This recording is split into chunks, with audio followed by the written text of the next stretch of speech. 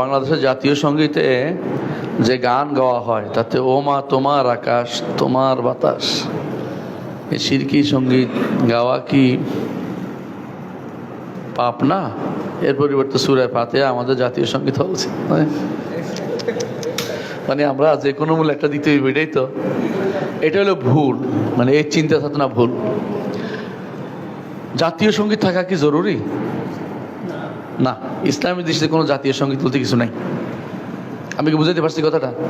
সুতরাং আপনি এটা বলেন না সূরা ফাতিহাকে জাতীয় সঙ্গীত বানাতে, এটা বলেন না কোনোদিন।